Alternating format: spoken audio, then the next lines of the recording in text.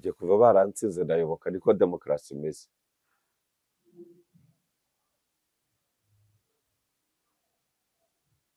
FPR bizayigiraho ingaruka kandi ndazibona.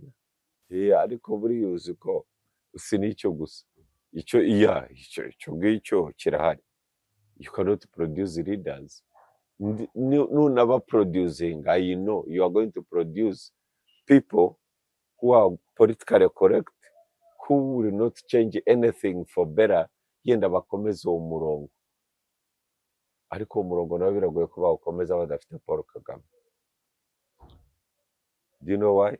Kuko they are not independently, critically brought up. Bamwe barize ariko they are closed-minded. They are fighting for political positions, bigasaba yuko baba politically correct. Bararwanira imyanya ya leta. Kuko access to finance akenshi iri muri leta, kuko the biggest employer is the public sector. Uziko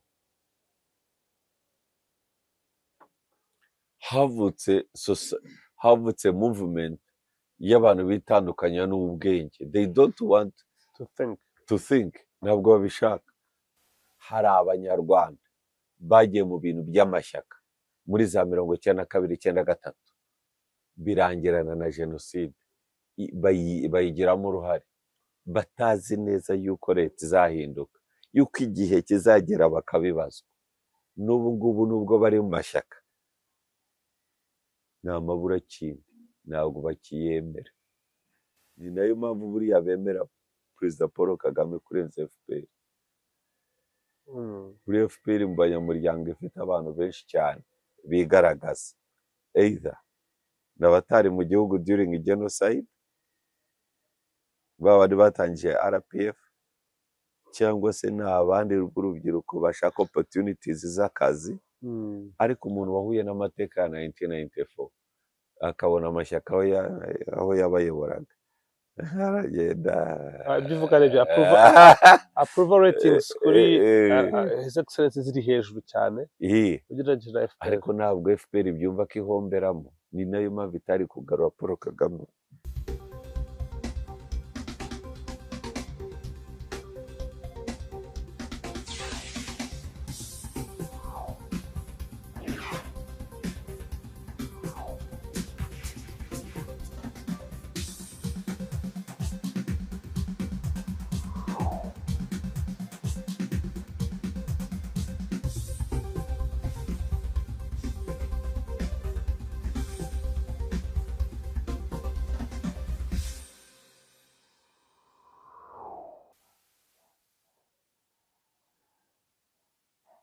Media uvuga, you can have a media activist, mu activist uhagarariye uburenganzira bw'itangazamakuru, ariko azatangira kuvuga mu mutera amabuye, mu mwita umwanzi w'igihugu, muvuge ko ari igikoresho cy'umuzungu, muvuge ko ari ibigarasha bimukoresha.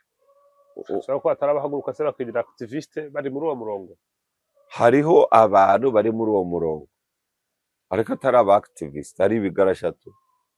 Ariko iyo mubujije aba activist bo mu Rwanda bari independent, mugatajya kubashoshetinga n'uwo murongo, ahubwo bamuhereza imbaraga, ibyo bigarasha ko ari byo byemewe kuvuga. Sure. You are making sense.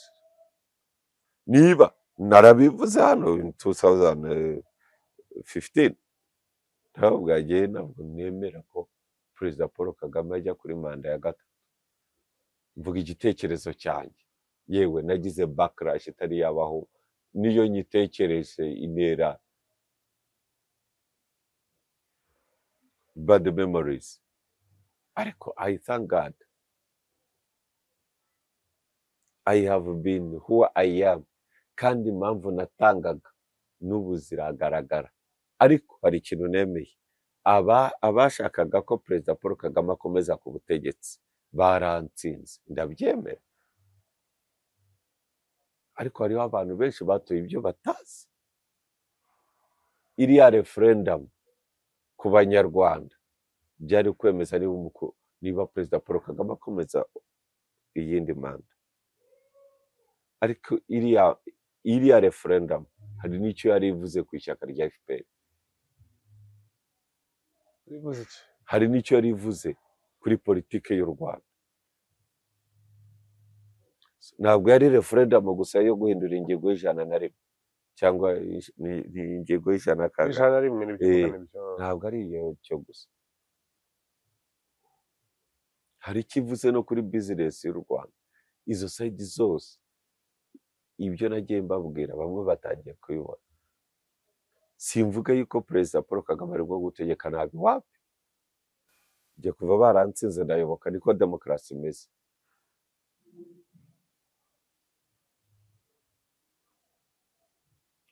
FPR bizayigiraho ingaruka kandi ndazibona. hari zatubwiye ko yananiwe no kubona, byerekana ko imbere badafite ubushobozi bwo guproducinga aba leaders bari kuri kariba ya his excellence. Ariko buriya uzi ko si n'icyo gusa, icyo ngicyo kirahari. You cannot produce leaders. Nunaba producing, I know you are going to produce people who are politically correct, who will not change anything for better, yenda bakomeza uwo murongo. Ariko uwo murongo nawe biragoye ko bawukomeza badafite Paul Kagame. Do you know why? Kuko they are not independently, critically brought up. Bamwe barize ariko they are closed minded. They are fighting for political positions, bigasaba yuko baba politically correct. Bararwanira imyanya ya leta, kuko access to finance akenshi iri muri leta, kuko the biggest employer is the public sector. You get my point? Tanga akazi ka mbere gakweza ni leta. Nuvuga ngo inzozi ku bantu bakora no gukora muri leta.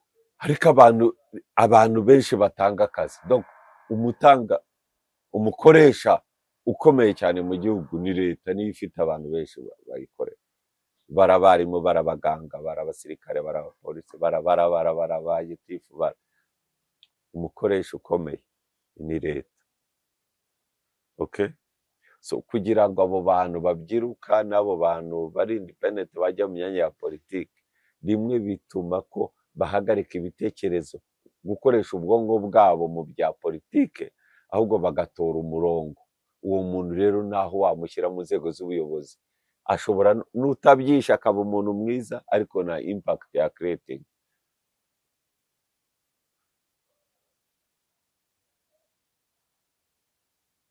Mwereze urugero rwa Elida. Urabona Muzehe Tito kuva agiye kuba umuvunyi, avuyeho ibiro by'umuvunyi byasigaye biraho.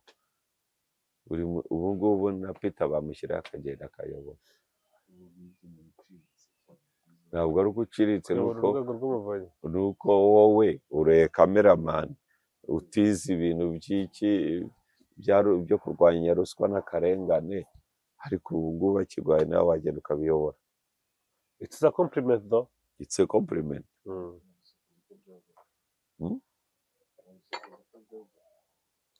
Uzi ko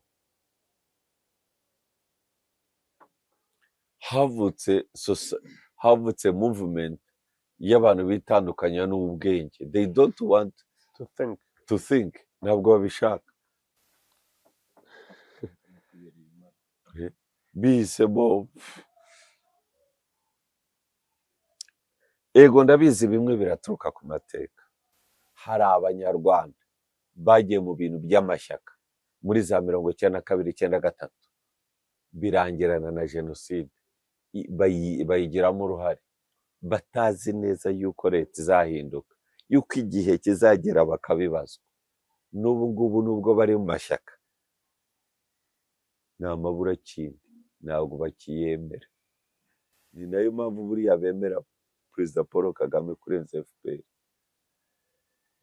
Muri FPR mu banyamuryango ifite abantu benshi cyane bigaragaza, either n'abatari mu gihugu during genocide babandi batangiye RPF cyangwa se n'abandi b'urubyiruko bashaka opportunities z'akazi ariko umuntu wahuye n'amateka ya 1994 akabona amashyaka aho yabayoboraga aragenda ibyo uvuga ni ibyo approval ratings kuri his excellence ziri hejuru cyane ugereranyije na FPR ariko ntabwo FPR byumva ko ihomberamo ni nayo mpamvu itari kugarura Paul Kagame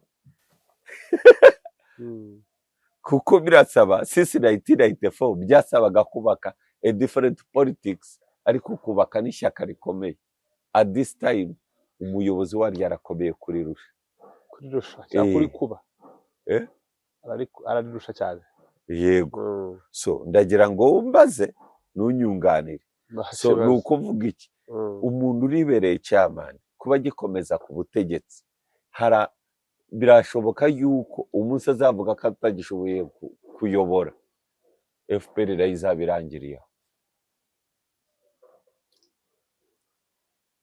kuko igihe cya referendum cyo guhindura 101 ingingo y'ijana na rimwe muri FPR iyo referendum yari irimo yaba ibizi yaba itabizi yari yo kuvuga ahitamo FPR cyangwa turahitamo Kagame so bahisemo Kagame n'ubu ngubu usigaye ubona hari gahunda n'umukuru w'igihugu ashobodi wabonaga bivuga hari umuryango ndimo wa FPR iki n'iki mbese no mu campaign z'ubushize wabonaga bashaka kubanza kuvuga RPF mbere yuko bavuga umukandida wayo ariko bagatera irangi ridafata umukandida arayirusha influence iri yari referendum kuri bo biragoye cyane ubu ngubu yuko FPR izakomeza kubaho after ubutegetsi bwa Perezida Paul Kagame biragoye kuko birasaba yuko bagira an independent thinkers muri RPF kandi babareze nka followers ikibazo so they will need a soldier. I predict another soldier na Perezida Kagame navaho ko abasivili bo mwararangiye nta muntu ugikoresha critical mind umunyamakuru baramuha microphone kugira ngo abaze umukuru w'igihugu akavuga ikibazo umukuru w'igihugu akavuga sobanura neza ndagira ngo nyumve neza ahubwo agahita yimukira ku kindi kibazo none wagira ngo aribo bakomeza kuzana babemerere kuza uko bashaka urumva ikibazo ntabwo ari uko bashaka kuko urumva erega kujya muri press conference ya Perezida wa Repubulika it's not a favor oh yeah rwose babyumva I'm not dying to go there kuko mbishatse genda bize nabona access yewe na exclusive interview ndumva nayibona ntabwo hashira amezi abiri narayibona ariko urajya gutoranya abanyamakuru ngo abagaba ngo bari positive aba bari negative mu bantu Perezida yashimiye mu mwaka hari abo yavuze abantu batavugwa abantu tugaragara no muri ibyo birori no buke yavugaga inzego z'ubutasi nizo zishinzwe kureba umuntu wanga igihugu cyangwa ikirwaye ariko ibintu byo kujya kuri Twitter mugateza akajagari ngo uyu muntu ukora ikigarashaga ubundi ninde washyizeho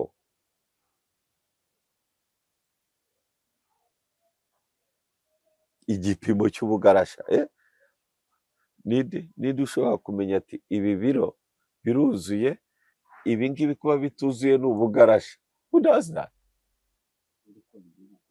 ninde ukunda igihugu kurusha ibi bintu muve mu tuntu twa fake press conference be free kandi ntabwo tuvuze yuko of course twazaramo na of course witangazamakuru ryose mu gihugu mu bihugu byose aho biba ntabwo umunyamakuru watangiye akazi akiva ku ishuri ahita ajya gukora interview n'umukuru w'igihugu kameme arabanza akarerwa arabanza agira iki, ariko kubera kudakurikiza iyo procedure, noneho basigaye bafata just even YouTubers n'aba social media influencers bakajyaho bakavuga ibintu bitabaho, bariya bazi ibibazo by'abanyarwanda just because ari social media. None se uwo mwita social media influencer ngo kuko afite big following kuri Twitter, y'influencinze iki?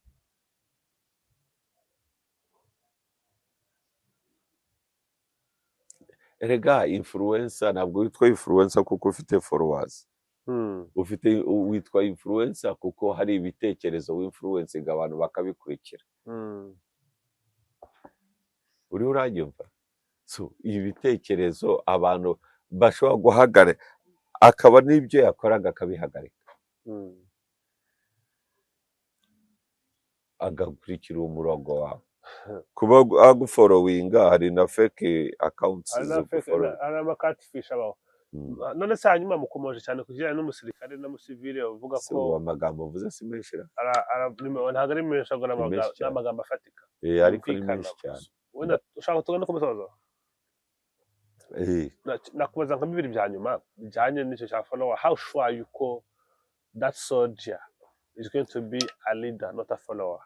Uravuze ngo abasivile twararangiye, ati gishoboka he is a soldier. Umuntu ukoresha ubwenge bwe mu Rwanda usigaye n'umusirikare.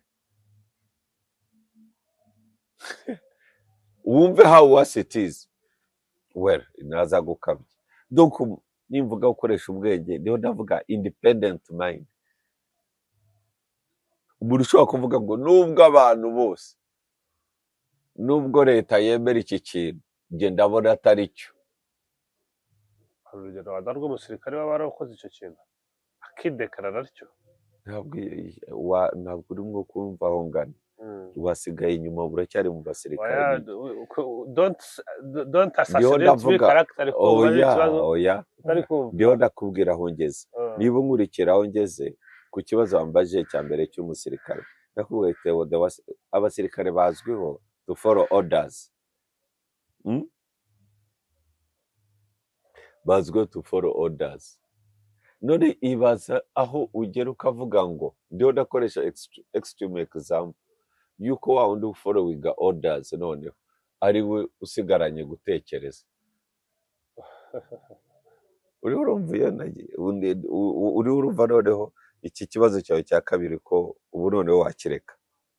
Aho ndiho ndakubwira noneho ko independent thinkers, go to the researchers, abantu bakorera leta research findings, bagira ikintu cyo kubanza gukora consultation n'ababatumye kubakorera research ari consultants, ariko bakemera bakanegotiatinga na institution yabahaye consultancy, bagahindura imibare bakayitanga, bakayeresa n'ibisobanuro bidasobanutse. Baza bagatangira kujya ngaho muri validation bakoresha bogus words, bakoresha iki kugira ngo bakumvishe ko ari initi. Ariko why do you negotiate on the figures? Facts. Scientists bize ryari ku negotiating with the figures. Ahantu habaho mu bihugu byose byateye imbere mu by'ubwenge nuko space yo kuri kaminuza niho hantu uba ufite umutekano wo kuvugira uti iyi leta sinyemera kandi ntugire icyo. Ariko na safe spaces ikibaho n'ibyo uvugiye mu rukiko, ibyo uvugiye ku ishuri kuri kaminuza bigara n'ibyo uvugiye mu rukiko. Ubundi habaho intellectual space, a media space. Urabona nka kuri hariho RMC na IRG, bakagombye kuba bafite resitora yabo n'akabari kabo aho bashobora kuvugira ibintu, a space, a free space yabo. Ariko ibintu byo conditioning abantu kumva gutya, wumva gutya, ni mubi. Ntabwo ari byo. Si ibinyarwanda, nta bupfura burimo, nta bwenge burimo, nta n'ejo hazaza h'igihugu harimo. Vuga ibintu kubyumva ariko ukuremo inabi. niba ushaka ubutegetsi nabwo bivuge, ariko wirenda gusobatanya amagambo n'iki. Ikindi niba ushaka gukorera umukuru w'igihugu igisingizo kimukorere, ariko wibeshya ngo uri umunyamakuru, uri umusizi ushaka kumusingiza. It's okay kumusingiza niba wumva ubishaka, ariko wibanza wahagaritse jenoside, ubohora iki gihugu, nyakubahwa iki gihugu aho kigejeje ni kure, rwose uri rutajorwa, hanyuma ukaza gushyiraho ikibazo. Ubwo ibyo bigwi byo muvuze uraza kuvuga ikibazo abaturage bafite. You can't. Urashobora kumubwira uti ibi bintu nyamara ndabona ari ikibazo. None se no mwitanga buriya, reka nkubwize ukuri, ahantu hambere ku isi yose abanyapolitike barambagiza good politicians ni mwitangazamakuru. Ariko itangazamakuru ryo mu Rwanda ntabwo nanjye hari igihe mukuru w'igihugu ntabwo narirambagizamo a politician, kuko bose bariho barihutira bariseseka kugira ngo batekereze bavuge nk'uko meya avuga. There is no independence. Ariko nihaniza abantu bashyiraho umunyarwanda igitutu kuri social media kuko yavuze ikibazo gihari, bakamwita izina, ariko inzego z'ibanze zibuza abaturage kuvuga. None se twamenya gute ikibazo kiri mu baturage tutakimenya? None se uragira ngo ibi byose byo kugeza aho bica abarokotse byarinze kugera hano gute? Ari ibintu byo mu bwiru, abantu bafite ingengabitekerezo, inzego z'ibyorosa bikorerwa mu bwiru bw'ibanga tutabibona.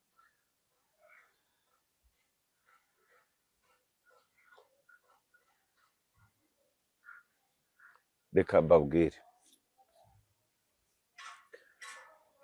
I am okay, 100%, more than 100% okay ko Perezida Kagame ari perezida w'iki gihugu. N'ubu nanone habaye amatora ngo twongere tumutore, Mugabe nakongera nkamutora.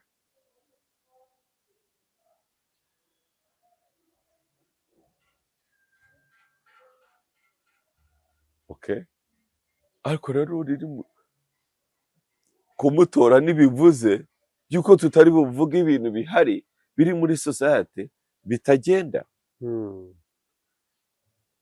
Kandi kandi reka nkubwire, itangazamakuru noneho reka nkureho urujijo kuri iki. Itangazamakuru ntabwo rishinzwe kuvuga ibigenda leta izabyivugira, nayo iba yiyamamaza. Nicyo abanyapolitike baba bakora muri campaign, bafite n'ibitangazamakuru byabo. Mu itangazamakuru n'ijwi rya rubanda rigaragaza ibibazo biri muri sosiyete,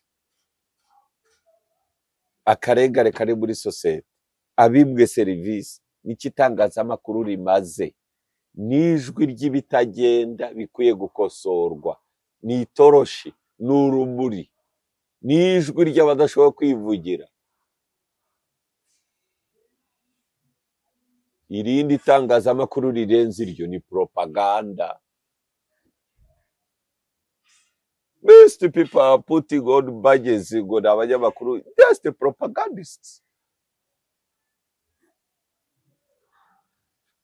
Dufite bw'ishyaka hano ririho rirashyiraho abantu igitutu kugera ku myumvire runaka. Dufite inzego z'ibanze zivuga ntugaragaze ikibazo urabaye umwanzi w'igihugu. Ibyo byamike kuri social media.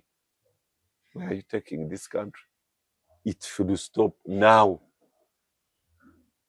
Erega, this is 2025. Musa yanjye yarangiye, iki kiganiro kigomba kuba nacyo cyarangiye. Ibintu bigomba gusobanuka. Mugomba gutangira kureba inyungu z'igihugu, kureba inyungu z'ubutegetsi. Turubaka igihugu ki? Turubaka u Rwanda rumeze gute? Turajya he? Ejo h'iki gihugu hameze hate? How universities, kuki iki kintu kiro cya mikoro cyangwa kiro kirandemerera? keretse niba ndi bugifate mu ntoki gute. nuko nta kibazo Universities niho hantu hubaka abantu bisanzuye mu bitekerezo, abantu bajya impaka. Uzi yuko impaka zisigaye ziba izo mwita impaka, abantu benshi they arguments, gushwana kugira ngo bajye impaka, aho kujya impaka zubaka barashwana baganatukana. No ku babyeyi abantu barajya kuri media bagatuka ngo umuntu ngo ni umwanzi w'igihugu, bakamumanuka kuri se na nyina bakamutuka bakamutukira no ku cyo nyina yambariye, and that is acceptable in this society. Mukanabyemera koko? Ababyeyi ko mbona nabo mubaza barenze Mugabe, njya mbona ababyeyi nk'aba Immaculée, mbona mubaza ba Murigande, mubaza ba Tito, mubaza ba Denis, ba Polisi Denis, mubaza ababyeyi ni gute bemera ko ibi bintu bikomeza mu gihugu? How? Umuntu utukana, tuvuge ko Kayumba ari umwanzi w'igihugu, yego umwanzi w'ubutegetsi, akaba ni ngombwa kumutuka kuri nyina? Tuvuge ko udakunda Ingabire Victoire, tuvuge ko politike ye utayemera, yewe nanjye sinemera politike ye, ariko I don't have the right to insult her. Ni gute mu gutukana biri nomo? Ni gute abantu batukana bagatuka ku babyeyi n'ibitutsi bibi, ukabura umuntu wabaye umusitari ngo ashinzwe gutukana, society ikabyemera n'uwo muntu akemerwa, nari bikabirebera. Barangiza bakambwira ngo bari feya, ngo niba bafashe fata ku mavuta basize undi wibondo utukana. Ndasoje, murakoze. Cyanyuma nakubaza, Oya nasoje, cyanyuma kimwe ni minota 5 ndarushye. navuga hari ikintu narategereje ngo usoze gucamo nta kikubaza akazi tugeze twese bijyanye na sensitivity. Akazi kanjye n'akawe biratandukanye, nta kibazo. Igihe unkoresha hari amasaha. Okay, I respect it. Cyanyuma niyo mpamvu kumajira akabazo gato kanoroshye. Abantu bakunze gufata imyanzuro nk'iyo ngiyo bavuga bati wabivuze mu kanya bagata amateka aragoye igihugu cyanyuzemo, bakavuga ati the society we have now is sensitive, bigakorwa mu izina ryo guproteja society iri too sensitive. Ariko se society irinda ngo iri too sensitive, byari ibintu nemera. Nk'ubu ntabwo wahamagarira abantu kwicana, gusubiranamo, cyangwa jenoside, ingengabitekerezo ya jenoside ngo wihanganire. Ariko nanone society iri sensitive yazakura gute by babysitting, spoon feeding? Society imeze gutya iri fragile, ikizwa na positive debate n'ibiganiro mpaka byubaka. Utinya abantu batinya n'ibiganiro mpaka byubaka. Urabona kino kiganiro ko nyikoze nkavuga ku mukuru w'igihugu, kuri Paul Kagame, baraza ako Mugabe wigeze ishyadutse, Perezida Kagame buvugaho iki? Mbese bakreatinze na a cloud y'urubyiruko rwumva ko nta wundi muntu ufite uburenganzira bwo kuvuga kuri Perezida Paul Kagame, ariko genda bufite kubera ko nzi uburenganzira bwanjye, naramutoye.